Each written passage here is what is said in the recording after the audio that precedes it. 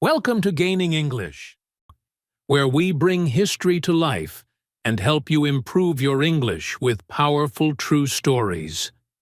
In today's episode, we explore the incredible life of Socrates, the man who changed the world not with weapons or wealth, but with questions.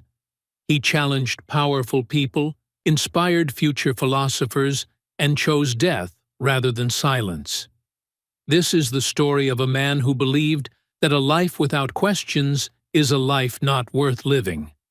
So get comfortable, listen closely, and practice your English as we dive into the timeless journey of Socrates. Chapter 1. The Birth of a Philosopher. Socrates was born in either 470 or 469 BCE in a modest home located just outside the heart of Athens, in a small village called Alopecia. Though the precise date is debated, his early years are known mostly through the writings of others, especially Plato and Xenophon. His father, Socrates, was a stonemason or sculptor, while his mother, Phainarete, served as a midwife. This union of craftsmanship and nurturing would shape the man Socrates would become, both grounded and provocative, a man who chiseled away at ideas and gave birth to new ways of thinking. Unlike the aristocratic elite of Athens, Socrates did not grow up surrounded by luxury or privilege. He received a traditional Greek education, which likely included reading, writing, music, and gymnastics. However, there is no record of formal philosophical instruction at this early stage. Instead, his natural curiosity and relentless questioning hinted at the future iconoclast he would become. As a young man, Socrates was reportedly quite strong and physically resilient. He was known for his endurance, famously going barefoot through Athens regardless of the season. He wore simple clothes and lived modestly, avoiding wealth and material pleasures. According to legend, he practiced sculpture in his youth and may have contributed to a group statue of the Three Graces that stood near the Acropolis. Whether this attribution is factual or mythologized, it reflects the dual legacy of the man, part artisan, part visionary. It was also during his youth that Socrates was said to have encountered the ideas of Anaxagoras, a pre-Socratic philosopher whose cosmological teachings intrigued the younger thinker. Anaxagoras introduced the concept of nous, or mind, as a guiding principle behind the universe. Though Socrates would later diverge from cosmological speculation, preferring ethical and human-centered inquiry, these early influences planted the seeds of critical examination. Socrates also studied under Archelaus, a student of Anaxagoras. Archelaus introduced Socrates to questions about nature and morality, blending physical and ethical investigations. According to the biographer Diogenes Laertius, Socrates and Archelaus may have shared a relationship that was not just intellectual, which was common in the context of ancient Greece. While modern readers might find this controversial, such relationships were often seen as part of the cultural fabric of mentorship in that era. However, Socrates grew dissatisfied with the speculative nature of the philosophers before him. He began to shift away from trying to understand the cosmos and turned instead toward understanding the self. For Socrates, the key to a meaningful life was not found in the stars, but in the human soul. Know thyself, a maxim inscribed at the temple of Apollo at Delphi, became a central principle of his philosophy. He would later redefine wisdom not as knowledge of many things, but as an awareness of one's ignorance. As he matured, Socrates spent increasing time in the Agora, Athens' bustling public square, where politics, art, and philosophy intersected. Though not yet an elder statesman of ideas, he was already posing difficult questions to anyone who would engage with him. From artisans to politicians, no one was spared from his relentless interrogation. In this, Socrates began developing what would become the hallmark of his legacy, the Socratic method. Rather than teach by lecture, he would engage others in dialogue, exposing contradictions in their beliefs and forcing them to confront the limits of their knowledge. This relentless pursuit of ethical clarity set him apart in a society rich in myth, tradition, and assumed wisdom. He became both a beloved figure to his followers and a frustrating enigma to those who prized status and certainty over truth. Chapter 2. The Philosopher Warrior. Socrates' life was not confined to philosophy. He was also a citizen of Athens, and when duty called, he answered. During the Peloponnesian War, which pitted Athens against Sparta in a decades-long conflict, Socrates served as a hoplite, an infantryman in the Athenian army. He fought in several significant battles, including Potidaea, Delium, and Amphipolis. His courage under fire earned him the respect of fellow soldiers and future enemies alike. One of the most vivid accounts of his bravery comes from Alcibiades, a young aristocrat and later a controversial political figure. Alcibiades, a student and admirer of Socrates, recalled how the philosopher had once saved his life during battle. Despite being much older, Socrates remained calm, focused, and unshaken even in the thick of chaos. He endured the cold without complaint, went without shoes in harsh weather, and meditated even in camp, absorbed in thought. His military service demonstrates a rarely discussed side of Socrates, his physical resilience and moral steadfastness. Unlike other intellectuals who avoided the battlefield, Socrates believed in civic duty. He wasn't just a man of words, he was a man of action, and he proved this on the front lines. His bravery and discipline further distinguished him from the pampered elites who theorized from safety. After the war, Socrates resumed his life in Athens. In 406 BCE, he briefly served on the Boulae, a council of 500 that managed city affairs. During this time, Socrates displayed his commitment to justice even in politics. When a proposal came to execute several Athenian generals for abandoning wounded soldiers in a naval battle, Socrates refused to vote in favor of it. He believed it was unlawful to try the men collectively, rather than individually. Despite public outrage, he stood by the rule of law. But Socrates' unwavering stance wasn't always celebrated. His opposition to collective injustice made him a lightning rod during a turbulent time. Athens was dealing with defeat, economic strain, and political instability. The people needed someone to blame. He had also become infamous for his criticism of democracy. Socrates believed that democracy gave power to the unwise. He compared the city-state to a ship, arguing that one would not put a crew to vote on how to sail it. Only those with expertise should lead. To Socrates, leadership required virtue and knowledge, not popularity. These views, already controversial, became outright dangerous when associated with two of his most infamous students, Alcibiades and Critias. Critias was one of the 30 tyrants, a pro-Spartan oligarchy that ruled Athens after its defeat by Sparta. The regime was brutal, and though Socrates was never directly involved, his association with Critias and other radicals made him suspect in the eyes of returning Democrats.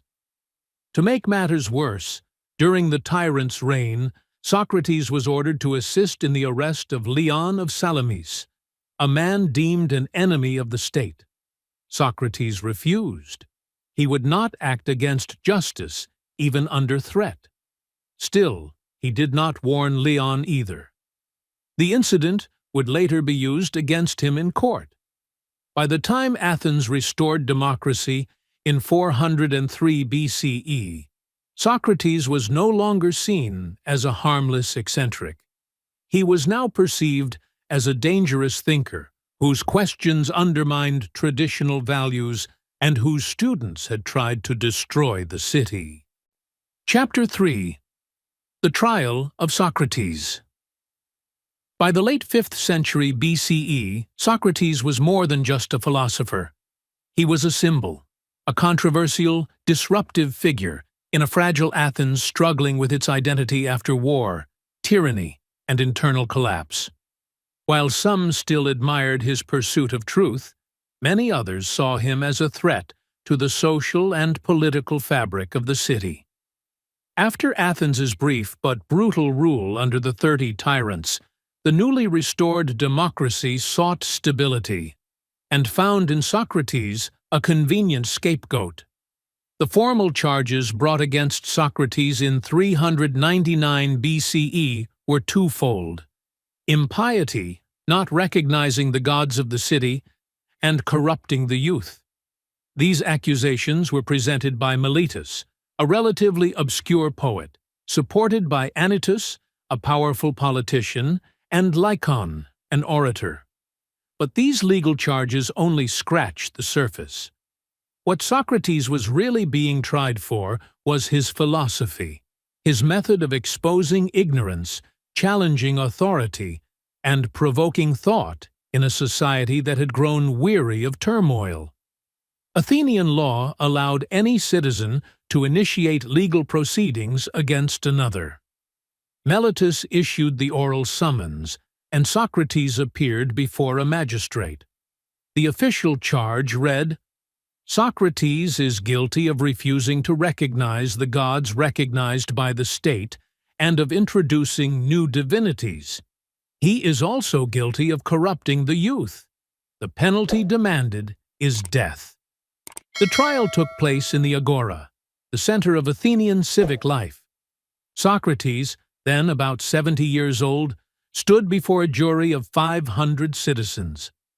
The prosecution spoke first, with Miletus, Anytus, and Lycon laying out their arguments. Their claims were not preserved in full, but their case centered around the notion that Socrates was a disruptive influence. He had led young men astray, challenging Athenian traditions and mocking the gods. Furthermore, his association with men like Critias and Alcibiades, both of whom had betrayed the city, fueled public resentment. The highlight of the trial, however, was Socrates' own defense speech, recorded by his student Plato in a work titled Apology. The term apology comes from the Greek apologia, meaning a defense, not an expression of regret. Socrates opened with his usual wit and irony. He claimed that he was not a great orator, only a man who spoke the truth. He argued that he had never charged anyone for his discussions, never claimed to be a teacher, and that his interrogations were intended to improve, not corrupt.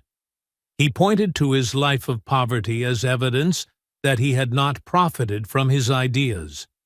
If he were truly corrupting the youth, he asked, why had none of their families come forward to accuse him? Regarding the charge of impiety, Socrates addressed the jury's fears head-on. He did not deny the existence of gods. In fact, he claimed to have a divine voice, his daimonion, a spiritual inner guide that warned him against wrongdoing. While unorthodox, this belief did not, in his view, contradict Athenian religion. He further argued that if he were an atheist, as accused, it made no sense to also charge him with introducing new gods. The charges, he said, contradicted each other. What made Socrates' defense truly remarkable, though, was his defiance. He did not flatter the jury or plead for mercy. He compared himself to a gadfly, an irritating insect sent by the gods to keep the great horse of Athens awake. Killing him, he warned, would be a mistake. The city would lose its conscience. He offered examples of his moral integrity, recounting how he had disobeyed the 30 tyrants when they ordered him to arrest the innocent Leon of Salamis. He risked his life then, just as he now risked it by standing firm in court. When the time came for the jury to vote, Socrates was found guilty. The tally was close: 280 votes to convict, 220 to acquit. According to Athenian law, both sides could now propose a penalty. The accusers demanded death. Socrates, rather than offering a humble alternative like exile or a heavy fine, first jokingly proposed that he be rewarded with free meals at the Prytaneum, the honor given to Olympic champions. Then, with urging from his friends, he suggested a modest fine of 30 minas to be paid by his supporters. But his earlier sarcasm had already sealed his fate. The jury voted again, this time deciding on execution. As Plato recorded, Socrates remained calm. He used his final moments in court not to mourn, but to instruct.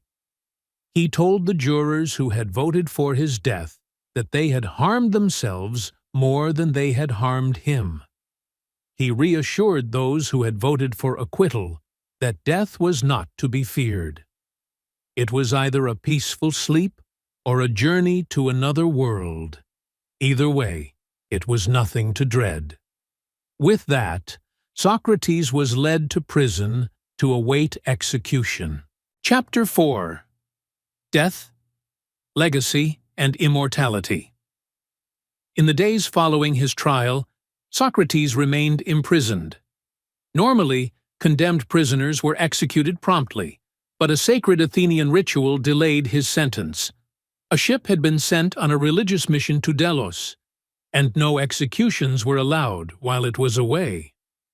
For 30 days, Socrates stayed in his cell, surrounded by friends and followers who visited daily. One of them, Crito, offered him a way out. The escape plan was simple. Socrates had powerful friends. The guards could be bribed, and a safe haven awaited him in Thessaly. Everything was ready. But Socrates refused. He believed that escaping would violate the very principles he had lived by. In a conversation recorded by Plato in Crito, Socrates argued that by choosing to live in Athens, he had implicitly agreed to abide by its laws, even when they were unjust. Breaking them now, he said, would damage the moral fabric of society. He had always taught that injustice should not be met with more injustice. If he fled, he would contradict everything he stood for. And so, Socrates chose death. On the day of his execution, he met his fate with extraordinary composure. Plato's dialogue Phaedo offers a poignant and detailed account of his final hours. Surrounded by his closest companions, Socrates spent the day discussing the soul, the afterlife, and the nature of true wisdom. He maintained that the philosopher's life was a preparation for death, and that the soul, once freed from the body, would live on in a purer realm. When the time came, a jailer brought the poison hemlock. Socrates drank it calmly, without fear or bitterness. As the poison took hold, he lay down, his body slowly numbing. His final words, addressed to his friend Crito, were curious. "Crito, we owe a cock to Asclepius. Please, don't forget to pay the debt." Asclepius was the god of healing. Some believe Socrates was thanking the gods for the healing of his soul through death. Others think it was a final ironic gesture. Either way, those were the last words of a man who believed that philosophy was not about knowing everything. It was about living rightly. Socrates' death sent shockwaves through Athens. Many regretted the decision. In time, he became a martyr of free thought, an example of moral courage, and a symbol of intellectual integrity. His student Plato was so deeply affected that he devoted his life to preserving and expanding Socratic thought. Through Plato's dialogues, Socrates lives on, not just as a historical figure, but as an eternal voice, questioning, probing, and challenging. Aristotle, who studied under Plato, inherited and transformed these ideas. Through them, Socratic thought influenced the Roman Stoics, Christian theology, Enlightenment philosophers, and even modern education. The Socratic method remains a foundational tool in classrooms, courtrooms, and philosophical debates.